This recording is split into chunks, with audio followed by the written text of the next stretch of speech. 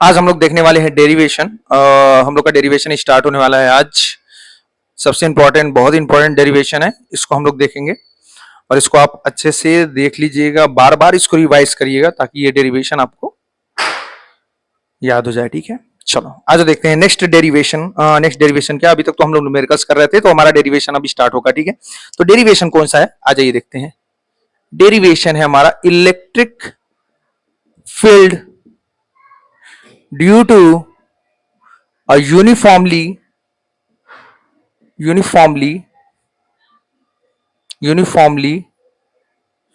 charged ring on the axis of ring। ठीक है, देखो क्या बोल रहा है कि हमें यहां पर इलेक्ट्रिक फील्ड फाइंड आउट करना है यूनिफॉर्मली चार्ज रिंग के लिए, उसके एक्सिस पे किसी पॉइंट पर। ठीक है, तो आइए देखते हैं वो डेरिवेशन। ठीक है, तो डेरिवेशन क्या है, हम लोग इधर से करते हुए आएंगे इधर यूनिफॉर्मली चार्ज रिंग के लिए। ठीक है, तो आइए देखते हैं डेरिवेशन, बहुत इजी डेरिवेशन है। तो ये हमारा रिंग है, रेडियस कैपिटल आर। ठीक है, ये इसका सेंटर है रिंग का, और ये क्या है, यूनिफॉर्मली चार्ज है। यूनिफॉर्मली चार्ज बोलने का मतलब क्या है कि पर यूनिट लेंथ पे जो चार्ज है ना, वो सेम है इस रिंग पे। क्लियर, आइए हमें फाइंड आउट करना है net electric field on the axis of ring. अब एक्सिस क्या है, इसका जो सेंटर से जो पास होती है लाइन, उसे बोलते हैं एक्सिस ऑफ रिंग। एग्जांपल के लिए देखो, यहां पर हम लोग देख सकते हैं, ये हमारा रिंग है। अब रिंग के सेंटर से जो लाइन पास हो रही है, ये एक्सिस ऑफ रिंग है। अब इसी एक्सिस पे किसी पॉइंट पर हमें इलेक्ट्रिक फील्ड फाइंड आउट करना है, तो आइए करते हैं। तो वही हम लोग यहां पर शो कर रहे हैं, ये है एक्सिस ऑफ रिंग जो इसके सेंटर से पास हो रही है। क्लियर है, यहां तक समझ में आया? ठीक है, तो इस एक्सिस पे मान लेते हैं सेंटर से एक्स डिस्टेंस पे इस पी पॉइंट पर हमें net electric field find out करना है। ठीक है, तो जहां पे भी हमें इलेक्ट्रिक फील्ड फाइंड आउट करना होता है वहां पे रखते हैं टेस्ट चार्ज। तो यहां पर हम लोग रखेंगे टेस्ट चार्ज Q नॉट।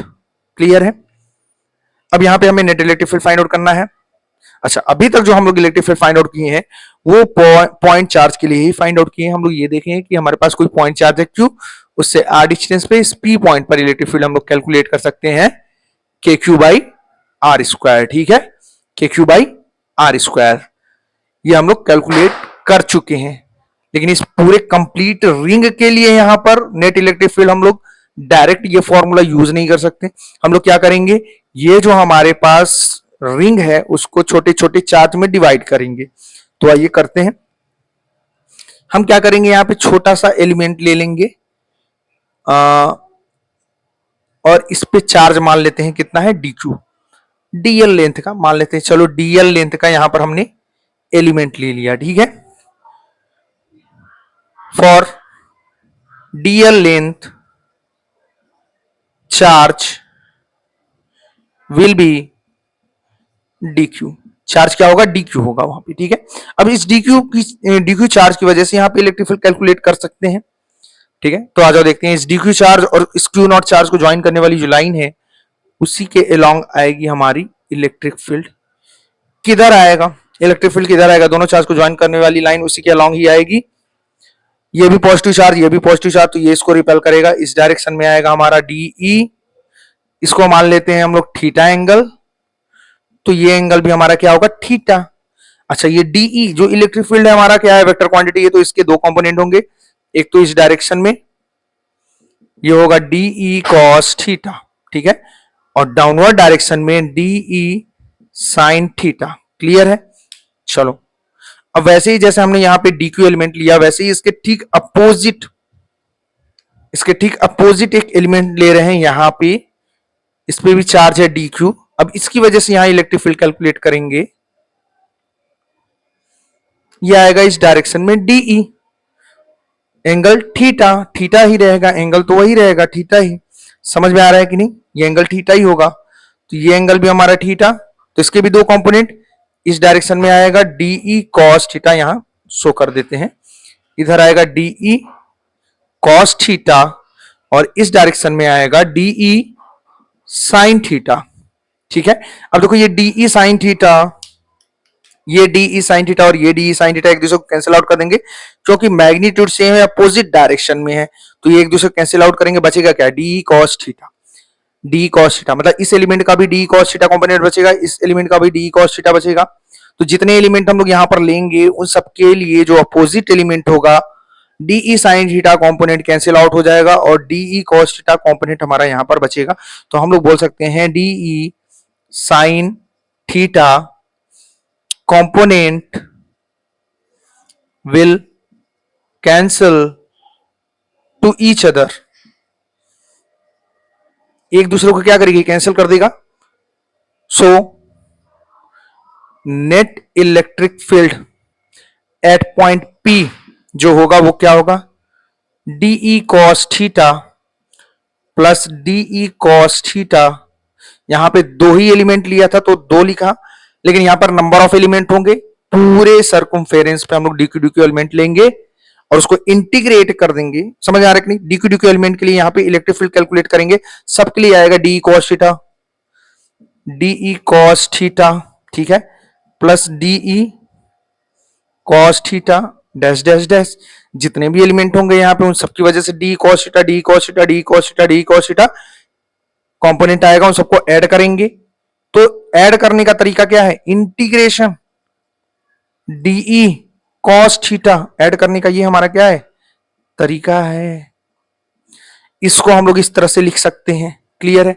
आज यहां पर डेरिवेशन करते हैं complete, integration dE cos theta.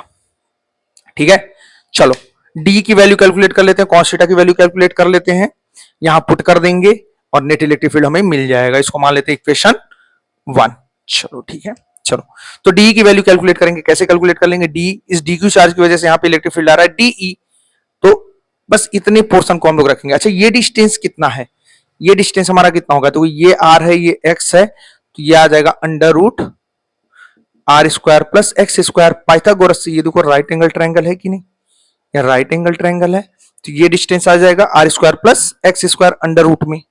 Clear है, तो आ जाओ हम लोग यहां पर पुट करते हैं। ये देखो ये हमारे पास ये हमारा डी क्यू चार्ज, अब यहां पर हमारा आ रहा है इलेक्ट्रिक फील्ड डीई इस पी पॉइंट पर, ठीक है, और ये डिस्टेंस कितना है, under root r square plus x square. तो डीई हम लोग कैलकुलेट कर लेंगे, डीई हो जाएगा हमारा, अब इस पॉइंट चार्ज की वजह से यहां पे इलेक्ट्रिक फील्ड हम लोग कैलकुलेट कर सकते हैं, ये तो हमें आता है कैलकुलेट करने, क्या आ जाएगा, के क्यू होगा, क्यू की जगह पे क्या होगा, डी क्यू चार्ज, के क्यू बाई आर स्क्वायर होता है, तो के डी क्यू डिवाइड बाई यहां से यहां तक का डिस्टेंस कितना है, under root r square plus x square का होल स्क्वायर।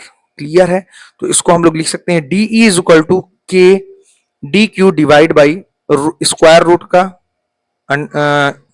सॉरी ये हमारा स्क्वायर रूट है r square plus x square, इसका क्या है होल स्क्वायर, तो होल स्क्वायर जब करेंगे तो क्या हो जाएगा, रूट हट जाएगा, आ जाएगा r square plus x square. Clear है, यहां पर ये डीई हमारा कैलकुलेट हो गया। कॉस थीटा की वैल्यू कैलकुलेट करेंगे, कॉस थीटा की वैल्यू यहां से कैलकुलेट करेंगे, कॉस थीटा की वैल्यू कैलकुलेट करेंगे उस ट्रायंगल से, ये देखो ये हमारे पास राइट एंगल ट्रायंगल है, ठीक है, ये हमारा आर, ये हमारा एक्स, ये है थीटा, ये कितना है r square plus x square. यहां से कॉस थीटा की वैल्यू कैलकुलेट कर लेते हैं, तो कॉस थीटा इक्वल टू क्या हो जाएगा, बेस अपॉन हाइपोटेनस, तो x divide by under root r square plus x square. Cos theta की वैल्यू मिल गई, डीई की वैल्यू मिल गई, दोनों को उठा के पुट कर देंगे इक्वेशन 1 में। तो नाउ फ्रॉम इक्वेशन 1, अब इक्वेशन 1 से हम लोग देखो कैलकुलेट करते हैं, इक्वेशन 1 से जो हमारा नेट इलेक्ट्रिक फील्ड होगा वो कितना हो जाएगा, इंटीग्रेशन डीई की वैल्यू देखो यहां पे पुट कर देंगे, डी की वैल्यू क्या करेंगे, पुट कर देंगे, कितना हो जाएगा, k d q divide by r square plus x square. ठीक है, कॉस थीटा की वैल्यू पुट करेंगे, देखो यहाँ कॉस थीटा है तो कॉस थीटा की वैल्यू यहां से यहां पुट कर देंगे, कितना हो जाएगा, x divide by under root r square plus x square. इसको सॉल्व करते हैं, ये हो जाएगा हमारा integrate x k d q divide by इसको सॉल्व करेंगे, इसको सॉल्व करेंगे तो ये हो जाएगा हमारा r square plus x square whole to the power, इसके पावर 1 है, प्लस अगर इसको हम लोग सॉल्व करें under root r square plus x square, इसको लिख सकते हैं to the whole to the power 1/2, हो जाएगा 1/2। इसको सॉल्व करेंगे, ये आ जाएगा ऊपर, देख लें क्या आ रहा है क्या वीडियो में, बस यहीं तक आ रहा है। तो इसको हम लोग ऊपर देख लेते हैं, इसका सॉल्यूशन यहां पर इतने में सॉल्व हो जाएगा। तो ये आ जाएगा हमारा net electric field integration integration k x d q divide by r square plus x square whole to the power 3/2। अब जो यहाँ पे कांस्टेंट है वो बाहर ले लेंगे, देखो कांस्टेंट है हमारा k x divide by r square plus x square whole to the power 3/2, ये भी कांस्टेंट है। समझ में आ रहा है कि नहीं, यहां से यहां तक का डिस्टेंस जितने भी एलिमेंट होंगे उन सबके लिए ये डिस्टेंस क्या होगा, सेम होगा। एक्स वो भी सेम होगा, सेंटर से इस पी पॉइंट का जो डिस्टेंस होगा जितने भी एलिमेंट ले लो सबके लिए ये डिस्टेंस क्या होगा, सेम होगा। एक्स भी कांस्टेंट और के भी हमारा क्या है, कांस्टेंट है। तो ये सारी वैल्यू बाहर आ गई, बच क्या गया integration d q. Integration d q का मतलब क्या है कि ये d q d q d q d q charge को क्या कर रहे हैं, ऐड कर रहे हैं। और यहाँ पे जो नेट चार्ज है वो है कैपिटल क्यू, ये हम लोग पहले से ही शो कर देंगे यहाँ पर कि टोटल चार्ज ऑन रिंग कितना है, कैपिटल क्यू। लेट करके लिख सकते हैं, let total charge on ring क्या है, कैपिटल क्यू। ठीक है, इसको लिख देंगे। चलो आ जाओ, इंटीग्रेशन डी क्यू की जगह पे क्या रखेंगे, क्यू, बस हो गया। K x divide by r square plus x square whole to the power 3/2, integration d q का क्या हो जाएगा, क्यू हो जाएगा। तो ये आ गया हमारा फाइनल डेरिवेशन, यानी कि net electric field at point P आ गया हमारा k q x divide by r square plus x square whole to the power 3/2। बहुत ही इंपॉर्टेंट डेरिवेशन है, तो इसको आप देख लीजिएगा। मतलब ये पूरा कवर नहीं हो रहा था, यहां देख लो ये कवर हो रहा है, ठीक है। तो ये डेरिवेशन समझ में आ रहा है, क्लियर है। ये जो वैल्यू है बस इसको ही यहां पे लिखा गया है और उसको सॉल्व किया गया है, ठीक है। तो ये हमारा नेट इलेक्ट्रिक फील्ड आ गया। चलो अच्छा, अभी हमने डेरिवेशन देखा, electric field due to a uniformly charged ring on the axis of ring. मतलब ये हमारे पास रिंग है, ये एक्सिस है। अब सेंटर से एक्स डिस्टेंस पे इस पी पॉइंट पर इस चार्ज पे टोटल चार्ज कितना है, क्यू है। इस पी पॉइंट पर जो हम लोग नेट इलेक्ट्रिक फील्ड कैलकुलेट किए हैं वो कितना है हमारा, इसका रेडियस है आर, वो हमारा आ चुका है k q x divide by r square plus x square whole to the power 3/2। ये हमारा नेट इलेक्ट्रिक फील्ड आ गया है, ठीक है। अच्छा, अब इसके सेंटर पे हमें net electric field find out करना है, तो इस इक्वेशन से ही फाइंड आउट कर सकते हैं। पी पॉइंट को हम लोग क्या करेंगे, ओ पॉइंट पर मान लेंगे, ठीक है। तो ये एक्स की वैल्यू क्या हो जाएगी, जीरो। पी को धीरे धीरे खिसकाते हुए ले जाओ ओ पर, तो एक्स की वैल्यू क्या हो जाएगी, जीरो। तो at x is equal to zero पे जो नेट इलेक्ट्रिक फील्ड होगा कहां पर, सेंटर पे, वो कितना हो जाएगा, एक्स की वैल्यू जीरो पुट करेंगे तो वो कितना हो जाएगा, जीरो। सेंटर पे नेट इलेक्ट्रिक फील्ड क्या हो जाएगा, जीरो। क्लियर है यहां तक।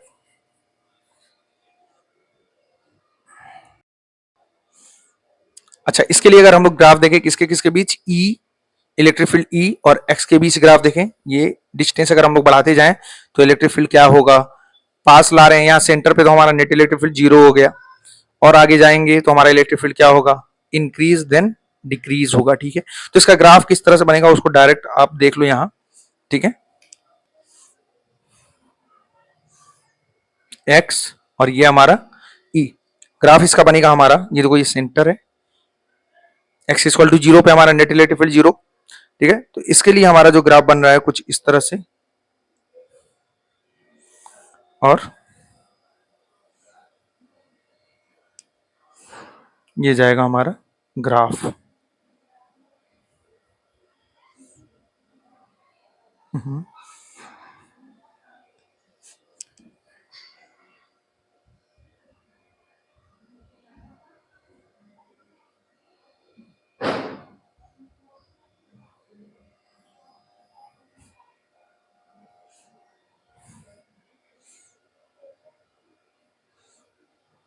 मतलब यहाँ एक्स पे किसी एक पोजीशन पे इलेक्ट्रिक फील्ड क्या है, हमारी मैक्सिमम है, मैक्सिमम इलेक्ट्रिक फील्ड है, और ये हमारा कितना होगा,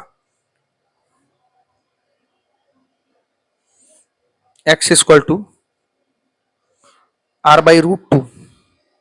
क्लियर है, x equal to r by root two distance पे हमारा इलेक्ट्रिक फील्ड मैक्सिमम होगा। वैसे यहां पे भी, यहां पे इलेक्ट्रिक फील्ड क्या है, मैक्सिमम है, अपोजिट डायरेक्शन में डिस्टेंस, ये x equal to r by root two, ये हमारा निगेटिव एक्स है और ये हमारा पॉजिटिव एक्स। क्लियर है क्या?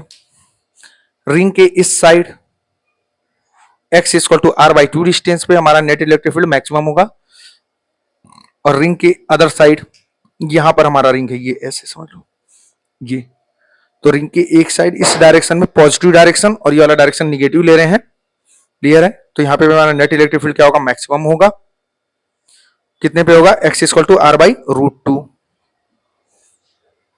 ठीक है, देखते हैं इलेक्ट्रिक फील्ड लाइंस, या जिसे हम लोग बोलते हैं इलेक्ट्रिक लाइन ऑफ फोर्स। ठीक है, उसके बारे में पढ़ेंगे और उसकी प्रॉपर्टीज देखेंगे। ठीक है, क्या है हमारा इलेक्ट्रिक फील्ड लाइंस और properties of electric field lines या इलेक्ट्रिक लाइन ऑफ फोर्स। ठीक है, तो हेडिंग लिख लेते हैं। नेक्स्ट हेडिंग है हमारा इलेक्ट्रिक फील्ड लाइन, या इसे ही हम लोग बोलते हैं इलेक्ट्रिक लाइन ऑफ फोर्स। ठीक है, क्या होता है इसको हम लोग डिफाइन करेंगे पहले। इलेक्ट्रिक फील्ड लाइंस या इलेक्ट्रिक लाइन ऑफ फोर्स क्या होती है? Electric field lines, it is an imaginary line, it is an imaginary line along which a test charge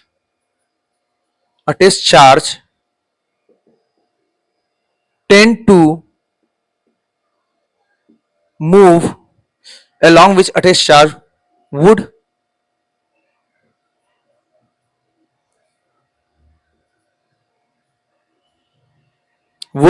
tend to move when a force to do so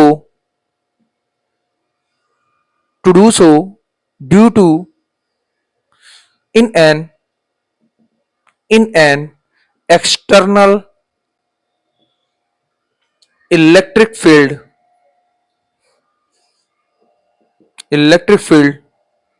due to a source charge. These imaginary line are called electric field line. ठीक है, क्या बोल रहा है electric field line, क्या बोल रहा है? It is an imaginary line along which a test charge would tend to move when a force to do so in an external electric field due to a source charge. These imaginary lines are called electric field lines. ठीक है, तो कुछ सीधा सीधा बोल रहा है, मान लो कि ये हमारे पास एक चार्ज है, ठीक है, इसे ही बोल रहा है सोर्स चार्ज। इसके पास में अगर हम लोग कोई टेस्ट चार्ज रख देते हैं तो ये चार्ज इस पे क्या करेगा, फोर्स अप्लाई करेगा, और जब फोर्स अप्लाई करेगा तो ये एक लाइन के लॉन्ग क्या करेगा, मूव करेगा। इसी लाइन को हम लोग क्या बोल रहे हैं, इलेक्ट्रिक फील्ड लाइन। इस टेस्ट चार्ज को यहां पर रख दिया तो इस लाइन के लॉन्ग ये मूव करेगा, जब इस टेस्ट चार्ज को यहां रख दिया तो इस लाइन के लॉन्ग ये मूव करेगा। क्लियर है कि नहीं? फोर्स अप्लाई हो रहा है जिसकी वजह से इस लाइन के लॉन्ग ये मूव करेगा। ठीक है, समझ में आ रहा है? तो इसी लाइन को हम लोग क्या बोल रहे हैं, इलेक्ट्रिक फील्ड लाइन। इसी लाइन को हम लोग बोल रहे हैं इलेक्ट्रिक फील्ड लाइन। क्लियर है? तो पॉजिटिव चार्ज के लिए जो इलेक्ट्रिक फील्ड लाइन आया वो रेडियली आउटवर्ड, क्योंकि आउटवर्ड डायरेक्शन में मूव कर रहा था हमारा टेस्ट चार्ज। ठीक है, जब वही निगेटिव चार्ज है तो निगेटिव चार्ज क्या करेगा, टेस्ट चार्ज को अट्रैक्ट करेगा।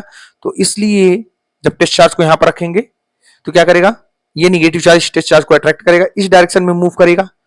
यहां रख दिया टेस्ट चार्ज तो ये इस डायरेक्शन में मूव करेगा, तो निगेटिव चार्ज के लिए जो इलेक्ट्रिक फील्ड लाइन होती है वो रेडियली इनवर्ड होती है। पॉजिटिव चार्ज के लिए रेडियली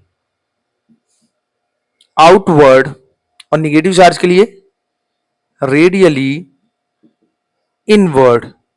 ठीक है, रेडियली आउटवर्ड पॉजिटिव चार्ज के लिए, रेडियली इनवर्ड निगेटिव चार्ज के लिए। ठीक है, अब आ जाओ देखते हैं properties of electric field lines. क्या क्या प्रॉपर्टीज हैं, ये समझ में आ गया ना, ये लाइन क्या बोल रहा है, इलेक्ट्रिक फील्ड लाइन है क्या, जिस लाइन के लॉन्ग ये टेस्ट चार्ज क्या कर रहा है, यहाँ पे मूव कर रहा है in an external electric field, और वो इलेक्ट्रिक फील्ड किसकी वजह से, इस सोर्स चार्ज की वजह से, इस सोर्स चार्ज की वजह से यहाँ इलेक्ट्रिक फील्ड है, यहाँ टेस्ट चार्ज रखा, तो ये टेस्ट चार्ज एक लाइन के लॉन्ग मूव करेगा, तो उसी लाइन को हम लोग को क्या बोल रहे हैं, इलेक्ट्रिक फील्ड लाइन। इसी इमेजिनरी लाइन को हम लोग क्या बोल रहे हैं, इलेक्ट्रिक फील्ड लाइन। क्लियर है, चलो नेक्स्ट देखते हैं properties of electric field line. ठीक है, इससे क्वेश्चंस हैं बोर्ड में, कुछ क्वेश्चंस हैं जिनको हम लोग क्या करेंगे, डिस्कस करेंगे। ठीक है, तो ये टॉपिक कवर करने के बाद उसको हम लोग डिस्कस करेंगे। ठीक है, चलो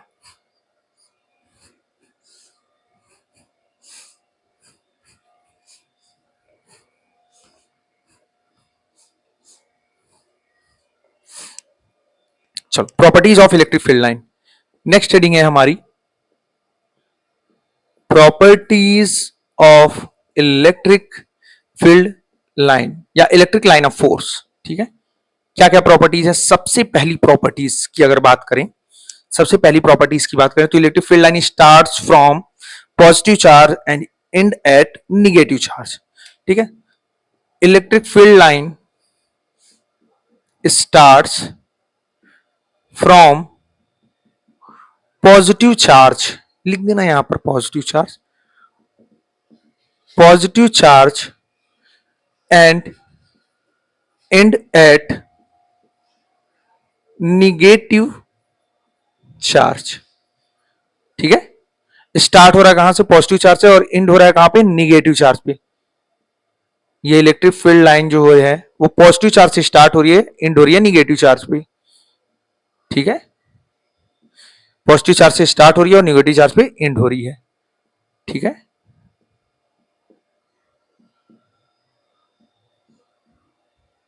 क्लियर है, जो हो रहा है कुछ इस तरह से है। अच्छा, सेकेंड प्रॉपर्टी जो है हमारा इलेक्ट्रिक फील्ड लाइन, ये इलेक्ट्रिक फील्ड लाइन, ठीक है, electric field line are never terminate terminate in a space. इसके कहने का मतलब है कि अगर मान लो कोई चार्ज है, मान लो ये पॉजिटिव चार्ज, तो इसके लिए इलेक्ट्रिक फील्ड लाइन क्या होगी, रेडियली आउटवर्ड, रेडियली आउटवर्ड। तो इस इलेक्ट्रिक फील्ड लाइन को हम लोग कहां तक शो कर सकते हैं, इनफाइनाइट तक। ये इलेक्ट्रिक फील्ड लाइन कहां तक होती है, इनफाइनाइट तक होती है। ठीक है, अच्छा थर्ड प्रॉपर्टी के बारे में बात करते हैं, tangent at any point, at any point in on tangent at any point on electric field line represents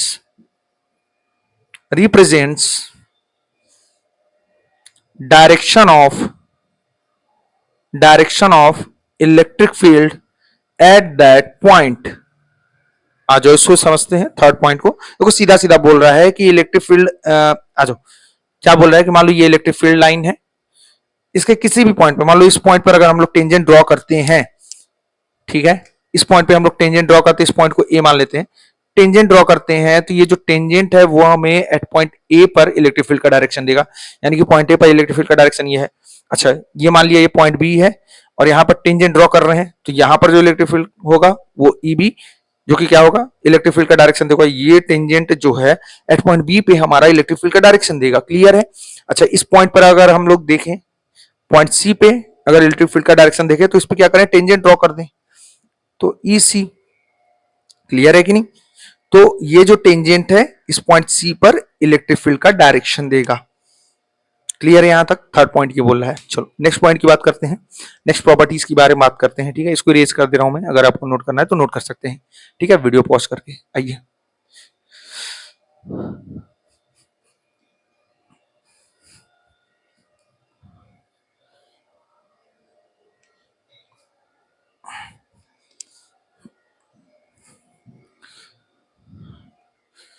चलो नेक्स्ट प्रॉपर्टीज के बारे में बात करते हैं। नेक्स्ट प्रॉपर्टीज है हमारी, नेक्स्ट फोर्थ प्रॉपर्टीज क्या बोल रहा है ये? बोल रहा है two electric field line can never intersect to each other. Two electric field lines can never intersect to each other. दो इलेक्ट्रिक फील्ड लाइन है वो एक दूसरे को इंटरसेक्ट नहीं कर सकती। क्यों नहीं कर सकती? मान लो ये इलेक्ट्रिक फील्ड लाइन है, दो इलेक्ट्रिक फील्ड लाइन है जो इंटरसेक्ट कर रही है, तो इस इंटरसेक्शन पॉइंट पे क्यों नहीं इंटरसेक्ट कर सकती? ये देख लो, अगर इस इंटरसेक्शन पॉइंट पे अगर हम लोग इलेक्ट्रिक फील्ड का डायरेक्शन देखें तो क्या होगा? इस कर्व के लिए ये डायरेक्शन होगा और इस कर्व के लिए ये डायरेक्शन होगा। तो एक ही पॉइंट पे दो direction of electric field possible नहीं है। तो हम लोग बोल सकते हैं because two direction of electric field cannot be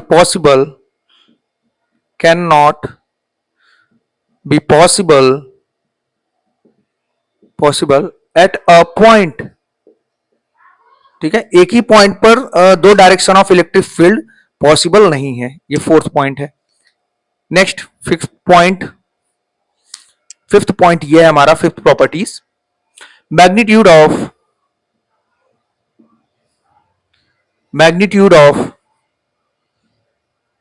electric field lines are directly proportional to the magnitude of magnitude नहीं, electric field line are directly proportional, electric field lines are directly proportional to the magnitude of charge. ठीक है, बोला है electric field lines जो है वो directly proportional है number of electric field lines are directly proportional to the magnitude of charge. क्या बोल रहा है? कहने का मतलब क्या है? कहने का मतलब ये है कि मान लो ये हमारे पास एक चार्ज है और इस चार्ज के लिए हम लोग यहां पर दो इलेक्ट्रिक फील्ड लाइन शो कर रहे हैं, और यही चार्ज अगर हमारा डबल हो जाए, 2q हो जाए, तो उस कंडीशन में इलेक्ट्रिक फील्ड लाइन कितने हो जाएंगे? 4 हो जाएंगे। बस मैग्नीट्यूड डबल हुआ तो इलेक्ट्रिक फील्ड लाइन भी क्या हो गया? डबल हो गया। ये लो,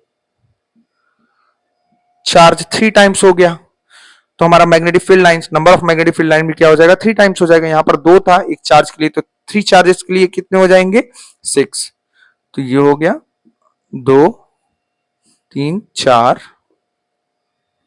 5 6। क्लियर है यहां तक? चलो नेक्स्ट प्रॉपर्टी हम लोग देखते हैं, इसको इरेज कर देता हूं मैं। नेक्स्ट प्रॉपर्टी देखते हैं क्या है।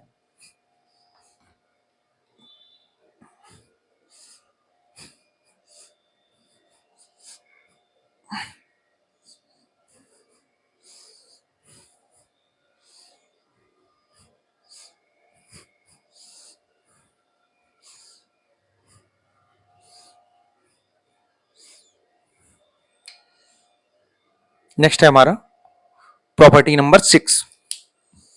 प्रॉपर्टी नंबर 6 क्या बोल रहा है? ये बोल रहा है relative closeness of electric field lines represents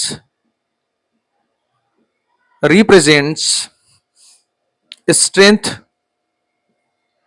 of electric field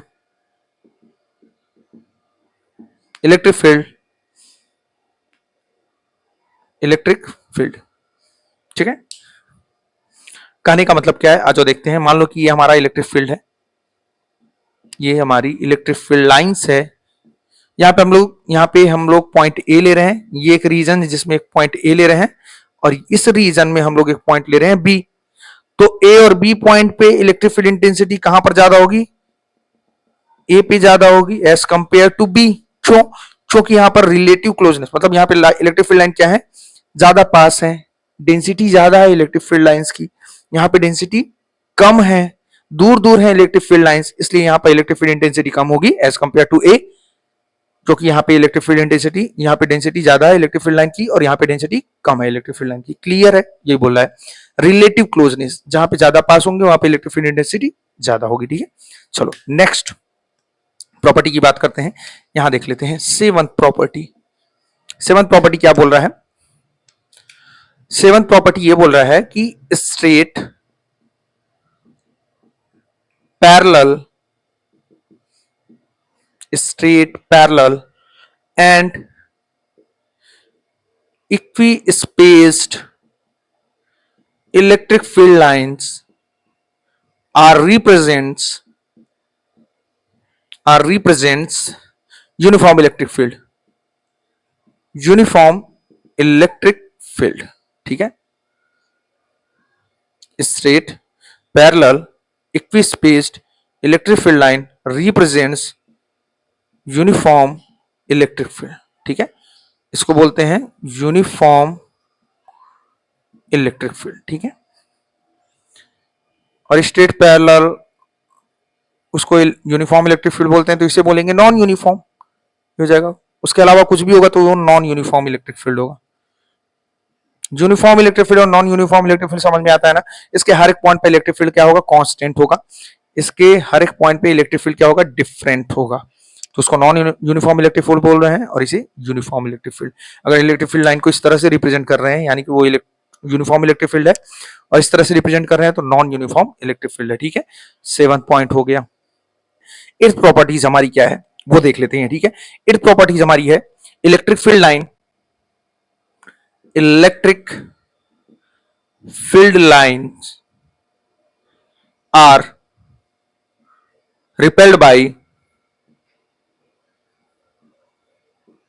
repelled by positive charge, positive charge. Positive charge की वजह से इलेक्ट्रिक फील्ड लाइन क्या होता है? रिपेल्ड होता है। And electric field lines are attracted by negative charge. Negative charge की वजह से इलेक्ट्रिक फील्ड लाइन अट्रैक्ट होता है और पॉजिटिव चार्ज की वजह से इलेक्ट्रिक फील्ड लाइन रिपेल्ड होता है। एग्जांपल के लिए ये हमारा पॉजिटिव चार्ज है और इधर से हमारी इलेक्ट्रिक फील्ड लाइन आ रही है, ये हमारी इलेक्ट्रिक फील्ड लाइन से, तो ये रिपेल होगा, कुछ इस तरह से जाएगा। ठीक है, और अगर निगेटिव चार्ज की बात करें तो निगेटिव चार्ज पे क्या होगा? ये अट्रैक्ट होगा, कुछ इस तरह से आएगा। ठीक है, ये हमारा निगेटिव चार्ज के लिए है इलेक्ट्रिक फील्ड लाइन। ठीक है,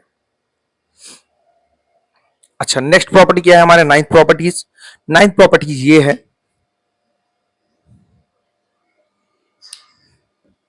electric field lines are always perpendicular or always perpendicular to the surface of conductor।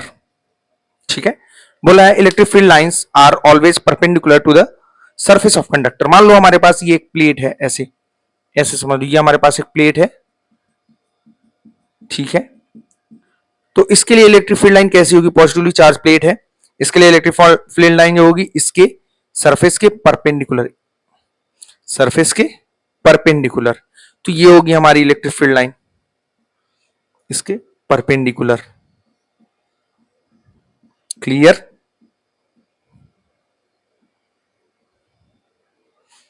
ये हो गई हमारी इलेक्ट्रिक फील्ड लाइन। क्लियर है? नेक्स्ट 10th प्रॉपर्टीज हमारी क्या है वो हम लोग देख लेते हैं।